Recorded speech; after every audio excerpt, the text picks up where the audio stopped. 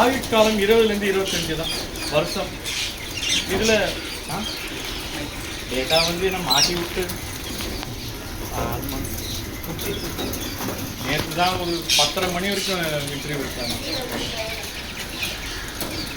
இது புறாக்கள் போய் பீச்சில் வளர்கிற புறா, ஜெயின் மதத்தவங்க 2 வேளை உணவு சாப்பிடுவாங்க. பேர்ட்ஸு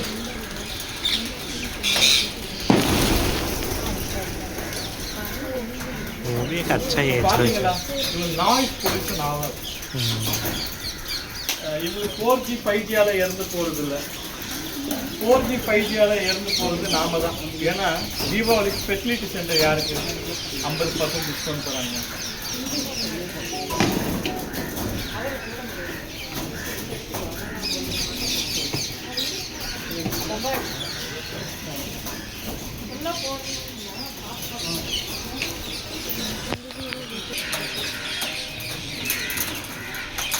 சாப்பிட்றாங்க பாவம் பறவைங்க.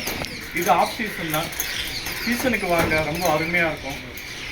டிசம்பர், ஜனவரி, பிப்ரவரி, மார்ச் 15,000 கிளிகள் வரும். 6 பந்தி ஆகும். இதெல்லாம் வீட்டில் பண்ணாதீங்க. வீட்டில் பண்ணிங்கன்னா ஒன்று பேங்க் பேலன்ஸு காலியாகிடும். அதேமாதிரி நம்ம எங்களுக்கு அரெஸ்ட் ஆகிடும். ஒரு நாய் வளர்த்தாவே வெளியில் போக முடியாது. யார்கிட்ட கொடுத்துட்டு போவீங்க? நாய் வளர்க்குறீங்க, பெட்டு யாருக்கிட்ட நேபர்கிட்ட கொடுக்க முடியாது. அது கஷ்டம். அவங்களோட லவ்வுக்கு நம்ம பாண்டிங் ஆகிடும். நான் 16 வருஷமாக எங்களுக்கு சேவை பண்ணியிருக்கிறேன். எங்கேயும் போகிறதில்ல. நானும் என் வைஃபும் அடிமை. காலை மாலை 2 வேளை வருவாங்க. நான் இல்லைன்னா இப்போ எப்படி ரவுண்ட் அடிக்கிறாங்க அதுமாரி தேடுவாங்க. அதனால உணவு இவங்களுக்கு கொடுக்கணும். அதை விட நீங்கள் பெட்டர் ஐடியா மரங்களை வளங்க. இங்கே பார்த்தீங்கன்னா அவங்க ரிட்டர்ன் கிஃப்ட்டு இதெல்லாம் அவங்க சீடு தருவாங்க. எனக்கு இந்த சீடெலாம் இங்கே கொட்டுவாங்க.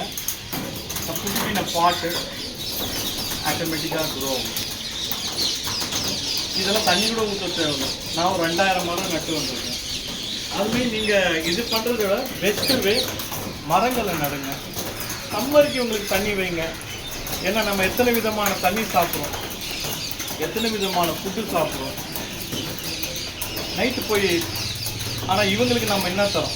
பறவைகள், விலங்கு. ஏன்னா சிட்டி ஃபுல்லாக மரங்கள் நடுறது ஹியூமன்ஸ் இல்லை. ஹியூமன்ஸ் எதுவும் நடுறது இல்லை. ஹியூமன்ஸ்